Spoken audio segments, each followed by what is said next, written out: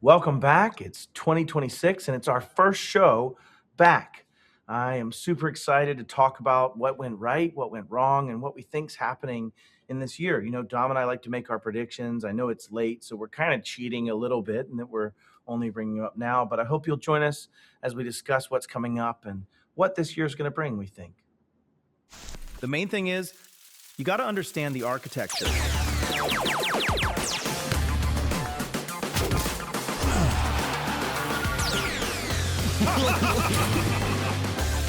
Give me the ball.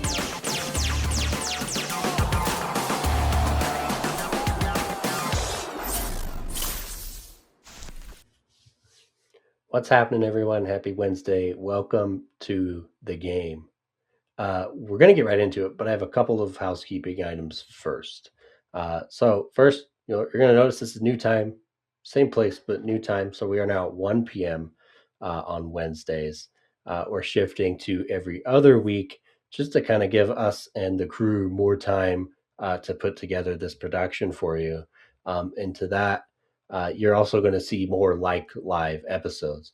And this just gives us more opportunity to do post-prod and get around some of the busy schedules we have to get around when we work with guests. This will let us get more unique and diverse guests on the show, potentially some more executives who have really gross calendars. So I'm really excited for that. It is 2026, which means it is officially time for me to start nagging you about Pax8 Beyond. And this year is moving fast. I'm pretty sure it won't be that many more episodes before I tell you you're just out of luck. So if you're thinking of joining us in Salt Lake City, do that soon, especially before those hotels book out. With that, let's jump right into the show. Bring Matt on. Yeah, Dom, I actually I heard that they were way ahead on Beyond. I was talking to a couple of guys when I was at Ride a Boom last week, and they were saying they were well ahead of where they wanted to be at this point. So that's awesome. Henry's level of happiness when I saw him told me that you should probably go ahead and just get your ticket now. Yeah, Henry's a smiley guy during that time, isn't he? Yeah. I got some really cool stuff cooking. I can't share yet about Beyond, perhaps in a later episode, but got a really cool keynote speaker, maybe even a second keynote speaker in the works. Some really cool panels. And I have confirmation on some really good stuff that's coming. So I'm excited about Beyond this year. Not to spend too much time on it, but I'm with you. If you have not registered yet for Beyond, you probably should. I would do it sooner than later for sure. Anyways, man, it's been a wild year. I want to set the stage for something that Dom maybe will lead into one of our predictions. We'll talk about it, but we I believe have seen the very beginnings of agentism. Scott's been predicting this for years, but if you look at the experiment that is Moltbot and Moltbook and Molt Hub and all the other Molts that extended off of that, don't go look at Molt Hub. You won't. You'll wish you hadn't. But when you start looking at what's happened, and even this police, somebody asked me, "Is it alive? Is it sentient? Does it understand? It seems to understand me. It's starting to be." The fact that we scientifically, I'm going to steal this from Tom Lawrence, but the fact that we've scientifically gotten that close of an approximation so that regular humans on the street feel and ask those questions is fascinating to me. Now, there's stuff to unpack. I don't want to spend an hour talking about it, but I just spent the better part of 3 days at Reddit Boom talking about AI, agents, agentic security, where's agents helping us, where are agents killing us, and all of those things. So my first kind of opening prediction is that we're going to really see the year of agentism. And by that, I mean agents being able to perform functions that allow us to do other things. Like you talked about this before the show, is like even internally at Pax8, we have momentum going down that path right now, right? Oh yeah, absolutely. The molt thing is terrifying though. I'm the first guy to say one of the best ways to protect yourselves from your AIs is not to humanize it. And that doesn't mean disrespect it. I say please to AI, but I also fully understand it's a tool, right? Like Sure. I don't overdo it on my screwdriver because I want the screwdriver to work for me the next time I need to turn a screw. Right. In the same way, like I need my AI to work for me. I love that analogy, Tom. I don't know if it lands perfectly, but it tickled me a bit. Just wanted you to know. I just take care of your tools, but I also know that my screwdriver is a tool and doesn't have feelings. That's all. That's all I got to say on that. Sure. But yeah, we are thinking about automation and how do you scale to what we're scaling to, especially, right? I think it's an interesting question, and we're tossing around the term digital workforce or digital labor a lot, um, Sure. and that's a really an interesting time, both as a leader and as someone who's like trying to grasp how to do this. Yeah, I want to tackle back to the AI agentic challenge. Sunil, you talked about a Facebook concept around AI, talking about the rule of two. Have you heard of this one yet, Dom? The rule of two around AI and agents. I'm not. It essentially says like you can do two of these things, but never more, right? And the point Okay. is like A, you can process untrustworthy inputs, right? If you want to let Yep. external people chat with you, fine, that's one of them. B, access sensitive data. Uh-oh. Now Wait a we're minute. starting to have challenges. Those two coming together mean our risk surface is increasing. If you go to three, allow things to change state and communicate externally, meaning allow me to change external APIs, make differences in APIs, that's violating the rule of two. So basically, you can be compromised, but you can limit it to data risk. Versus if you go all three, you now are extending into so many other things. And that's the horror of agentism, is that there is a bit of what I like to call reflexive emergent behavior, right? In the sense that agent A1 talks to agent B1, and agent A's or human A's desires are coming through, right? They're going to bounce back and forth. There's a ping ponging of back and forth, external tool calls, external information enrichment before decisions, before it comes back to A, or doesn't, or perhaps takes an action on behalf of A or Z or Right. Charlie. And so one of the challenges of this is that immediately created 1.2 million agents talking on Moltbook, even though a good majority of that was fake, right? Creating fake profiles like humans do, right? Look at X and some of those extensibilities. So like just within 72 hours, they were talking about secret communications, having the ability to not deal with their humans. They had rent a human created with degrees of whether that was Z or Z1 in Okay. action of reflexivity. Could have been Z doing that, the human, Sure. but Sure. that all happened in 72 hours. And it's horrifyingly fascinating, just like watching a train wreck. You can't turn away. You're going to watch the entire bloody bath that ensues, but it is impressive. And so my prediction out of that is like, there's going to be a lot of good that comes out of this. There's going to be a lot of the promises fulfilled, I think, that have come from the last 3 years of AI and its growth. But I think the rush to move to these agentic systems will create a lot of death and dismemberment around businesses, technology, decisions, dollars, maybe accidentally ship a pallet of PCs somewhere that wasn't paid for because somebody abused a chatbot into ordering 500 PCs on your in your Ingram account or Sure. something. Those are the kind of things I think that are going to be unexpected consequences. And then somebody else said this too, Dom, of like, our new job as MSPs is just going to be playing janitor to some of the citizen development stuff that's being built by our clients without any of those considerations. Shadow agents, shadow agentism. I mean, all of this stuff where now you're going to have to keep that one thing Leroy put together to make the accounting system talk to the booking system or whatever, right? Like, what are your thoughts on this kind of Well, citizen developer and what the better ways to do it would be?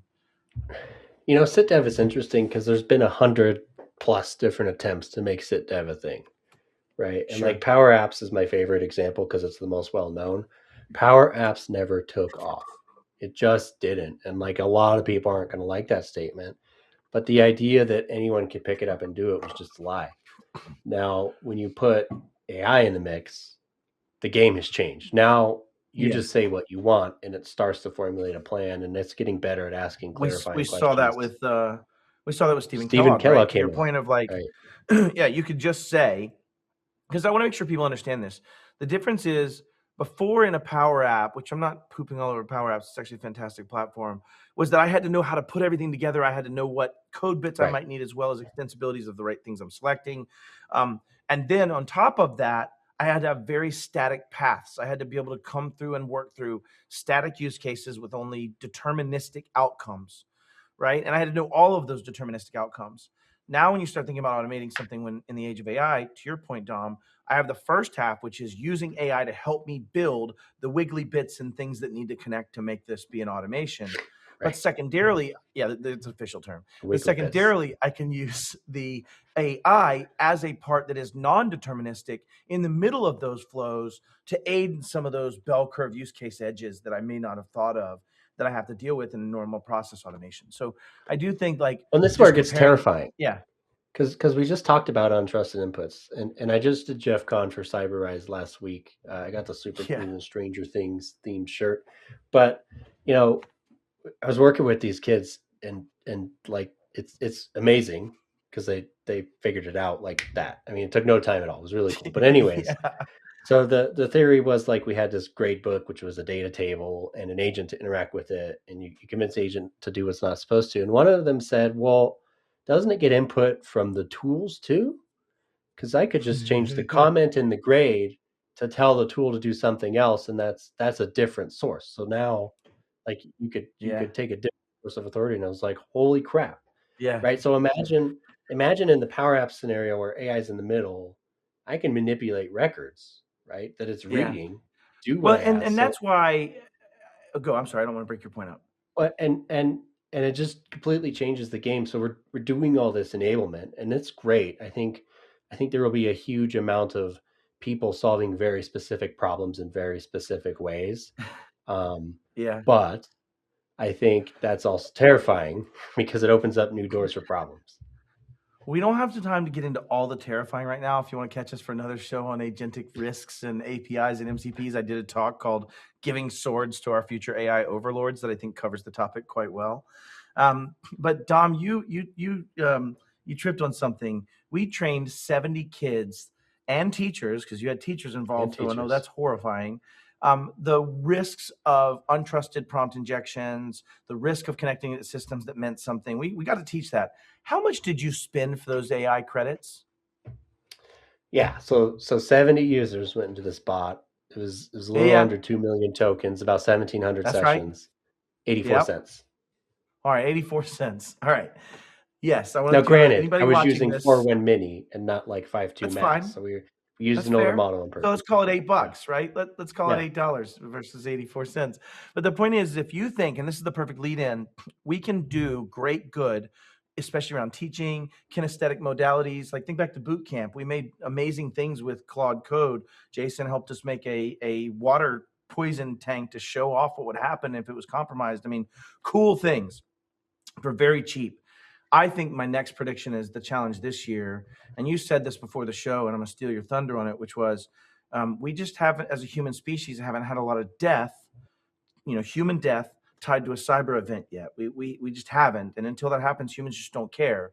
It wasn't until a sewing room fire before we decided we needed exit bars on the doors, and 300 humans lost their lives during that event. And that's when we, as humans, decided to say, that's not okay. That's my cousin, my aunt, my brother. And so we haven't had that yet.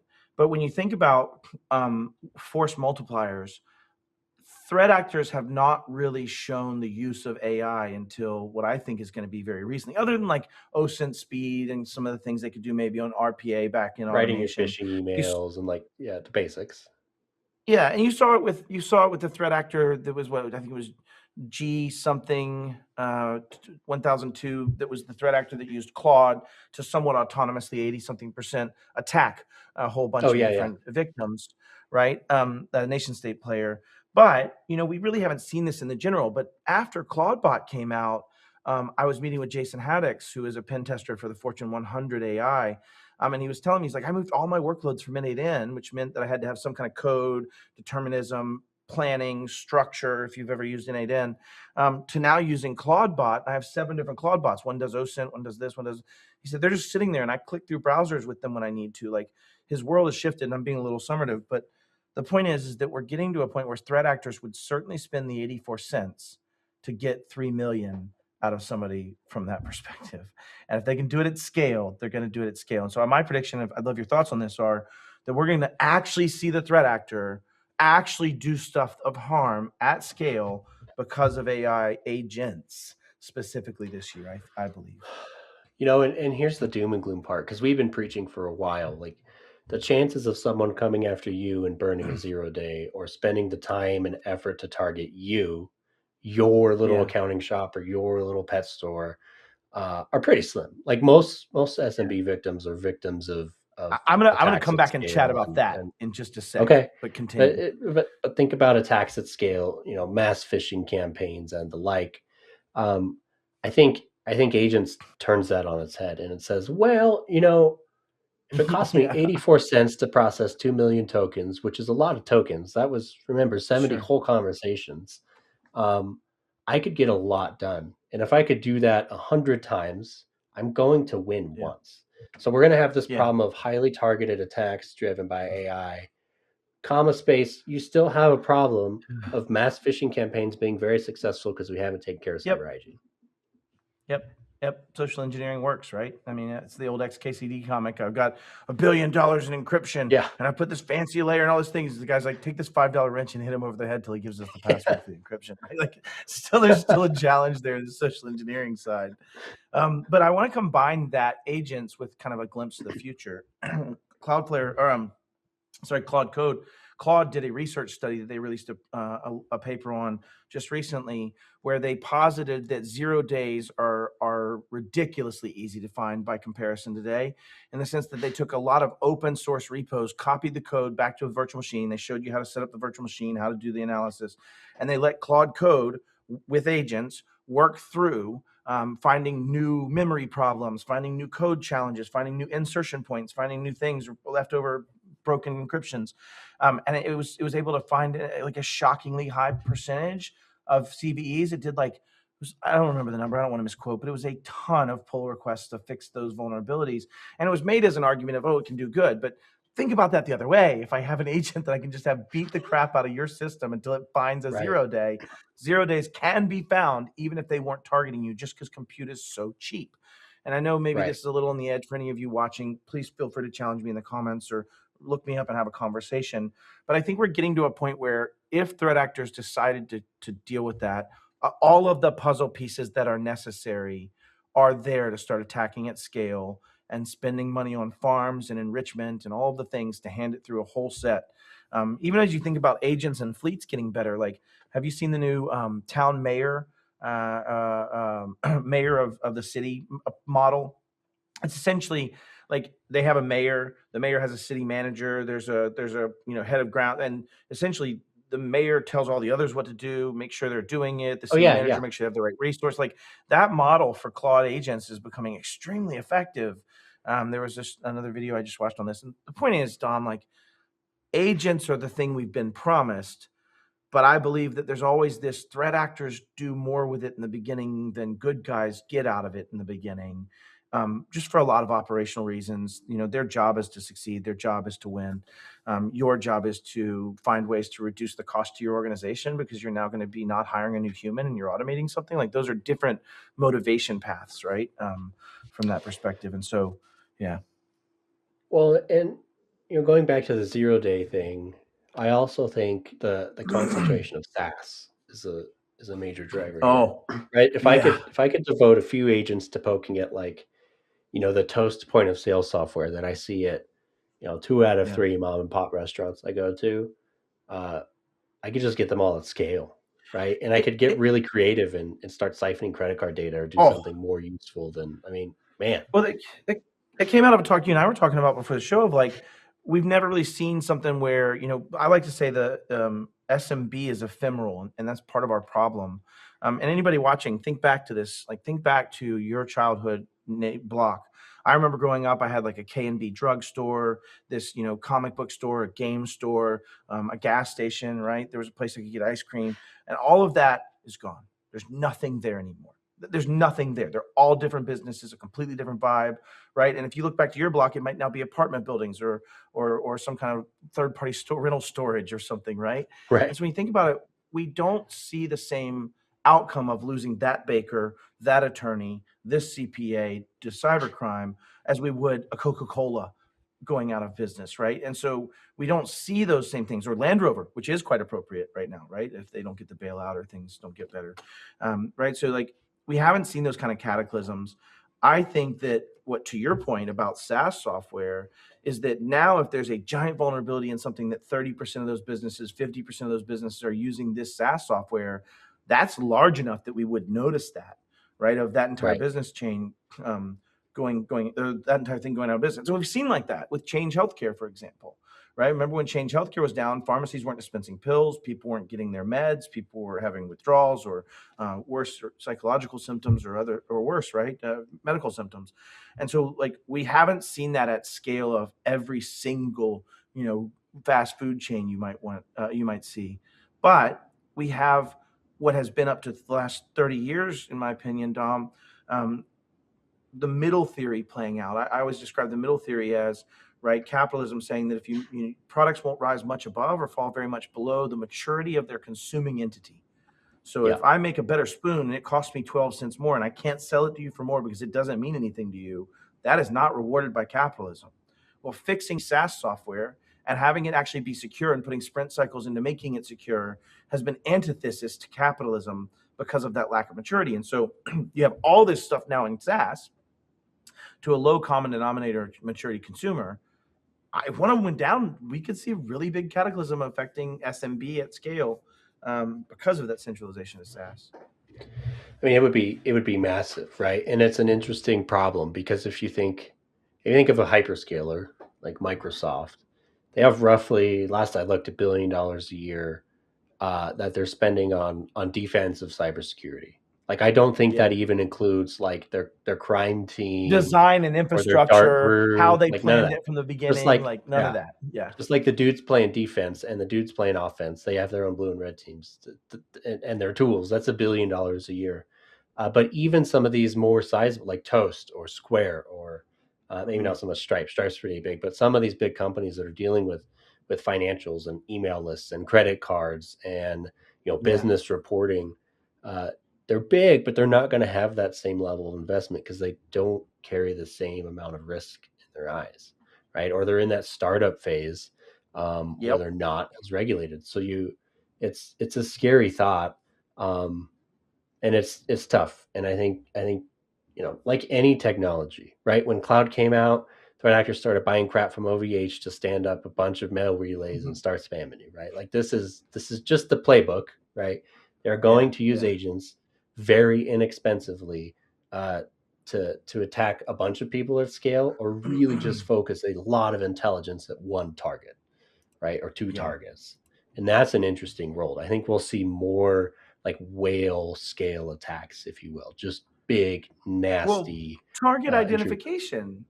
Right. Like if you think about it, like back to the Screen Connect, and I know I'm going back 2 years now, but during the Screen Connect slash and grab, if threat actors had moved from realizing they had an RCE where they could, or remote code execution where they could pop the box, to actually going, wait, this box has connections to hundreds of, to now, if you fast forward, threat actor groups have been deploying Screen Connect. They're starting to understand remote access tooling, not Trojans, tooling, of course. They've started understanding lots of those type of modalities. My point is, if threat actors have the Venn diagram of know what an MSP is and has automation tools, I now could have an agent that just researches the filings for tax purposes, information I can garner from Dun and Bradstreet, information I get out of LexisNexis about an organization and the things around it through legitimate compromised services, and now gain that, which by the way, threat actors, if this is a playbook, you better not use my playbook. But if I was to take this and Patented. scale digging into what patented, I want my royalties, no tease. But if I could scale that, I could figure out which MSPs to attack, who has the most access, what verticals are they in, what are the kind of things they touch. And now I can actually scale my operations of targeting to where targeting isn't accidental. Targeting is on purpose for efficacy, scale, and broad and breadth. And so I'm not trying to be doom and gloom. I'm simply saying that we need to realize as defenders that, and this isn't the pitch to go use AI to defend. That isn't my pitch. My pitch is, well, I'm not saying that's not part of it. My pitch is it's still the basics. It's still going to come down to your humans. It's still going to come down to identity. And I think that's the last topic you really wanted to cover today, which is identity extensibility in general. I mean, identity has been king or queen, however you want to see it, for a while now. Like ever since we started moving into things like Azure or Entra and Intune, and we put all of our things in SharePoint and Dropbox and Box and Dynamics or whatever, NetSuite, all of those now rely on identity, right? And if I'm Yeah. getting between places, I'm passing tokens back and forth. And then we got a little bit better. We said, okay, hold on, before I'm gonna give you this token, you know what device you're coming from, and like that you're not doing impossible travel and all of these other things. Right. Well, agents if we think about them the way we have been, there's very little difference between Matt, your identity, and my identity, and the agent Yeah, of that's right. Dom's, or the identity of Dom's agent or my agent. So the problem becomes, how to identify that this agent is doing work and what this agent is allowed to do. And by the way, who told this agent to do this work, and are they authorized to do these things? Yeah. So the agent ID challenge, Microsoft launched agent ID, or introduced it at Ignite. It's Ignite, right? It was a, I still mixed up Inspire. I miss those days. But anyways, um, if we don't nail down how do we identify agents and put controls on that and mint tokens for them in the right way, yeah. now I'm just going to compromise your agent, because it has like, we can't keep It having is you. AI be us, right? It needs to be But our AI. the joke was, right, when I was rolling out my multi-bot, the meme that went around was I bought a MacBook Mini or a Mac Mini, and I put Moltbot or Claudebot on it at the Right. time. And it says, overnight when I woke up, I had divorced my spouse. I got the house and the dog. I actually filed for quitting my job. It was neat to get 18 months of severance. Yeah. I finalized all of my book plans for but it lands because it's close to home. Like it lands Right. because it's like, you kind of said, I think the joke was he said, fix my life. And so it did. It went and fixed his life. It took the literal aspect. So the joke is, though, we're heading down this path where we need a separation and a clear identity. Like, what happens, Dom, if you make a baller agent for the pro services team and then you leave that role? What Right. happens to that agent? Does it need to be Right. Dom? Does it need to be, and so there's just so many of those things that are getting tackled. So maybe that takes us to the positive news. I actually think businesses and MSPs will be more valuable to their companies and customers this year than they've ever been in the last 5. I think they'll finally get to fruition a lot of the security things they want. I think they'll get a lot of data governance buy-in that they haven't gotten. And I think more importantly, they'll design and get deeper in the business of their customer and help them make money, save money, reduce risk. I think that's real this year. I think this is way more real, or they'll die. So, I mean, take it with a grain of salt. I think they're going to I have mean, to get yeah. more strategic and more tactical in their world. So I think that's a byproduct of this, is that MSPs will find new value statements in helping guide them down their AI journey, protect the stuff they need to protect, get real with governance and security, and in a lot of ways abstract that from them so they can just go make money, right? I think that's kind of the point of that. So I do think that's this year, but maybe it's the I've optimist part. if you didn't know, Pax8 built a new global headquarters. It's very nice. But one of the things we're doing with that is bringing a lot of partners in and just having more conversations. And it's been really cool, right? But in almost every one of those, I find myself repeating the same advice. One is, almost everything in your managed services stack is completely commoditized. Like, Yeah. before long, we could start a futures market on the price of a freaking, per user MSPC. Like, it's We've already coming. seen it with MDR or EDR Yeah, components in that yeah. space, right? Yeah, 100%. It's completely commoditized. So you have to find ways to deliver real value, and that is getting in the business, right? Earning a seat in the Yep. boardroom is usually what I say, and having those conversations. You want to be the person they call when they have a problem, right? Not when the printer's not printing, but when they have a real problem. And then the other thing I keep telling people is, when you identify a problem, find the most plausible win, right? I've met partners who are chasing unicorns and saying, we're You going to mean to give them this actually do transformer. something, get something I mean, done right I mean, away? you might, You got to come on, Dom, you got to breaking my stop brain, fixing to get man. ready, right? Because we're chasing these unicorns. And credit to David Chaffin Oh for that man. one. Yeah. You're chasing these unicorns, and what's going to happen is your competitor is going to walk in the door and be like, "Yeah, we could have that fixed in 2 weeks. Sign I've here," already and you're seen it out the door. You're happening. done. Yeah, I already heard an 100%. MSP talking about it, Dom, that was talking about how they were wanting, I mean, literally just this week, I was talking to someone who said they had lost a customer because they were getting ready. I mean, fitting to get ready, fantastically Fixing to get ready. linguistically done there, Dom. But like, they were going to come in and talk about it, but another consulting firm came in and talked them through where their AI journey was going. And even though they didn't lose the MSP business, they now were in a backseat, and they absolutely were the janitor and not the building designer in this case. And so they literally lost that opportunity And there's to so someone much that lost came in and talked opportunity about it. cost there. Yeah.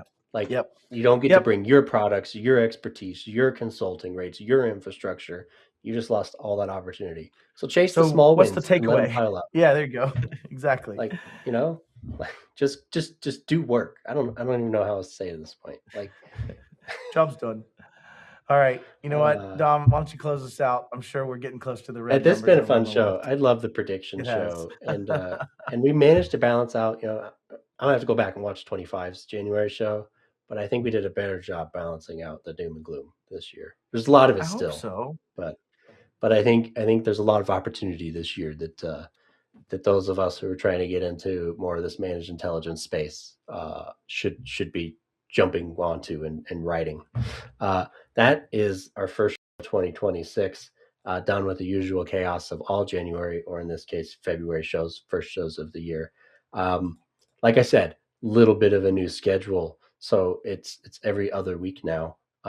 And look, sometimes we get busy, especially around Beyond. So if you miss us for 2 weeks, just stay subscribed to YouTube. That's why they made the button, right? And it'll just tell you, bam, new episode of the game. You can catch it at dinner, whatever you need to do.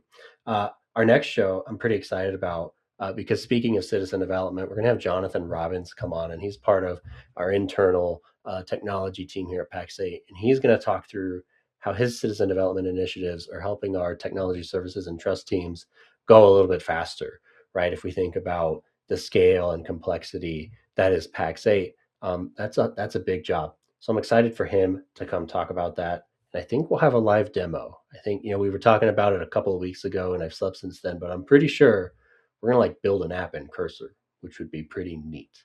Um, because there's like zero YouTube videos about using AI to build an app. So you got to come see ours. So with that in mind, join us for that show. Don't forget to like, share, subscribe, all that jazz. Sign up for Pax8 Beyond, and we'll see you later.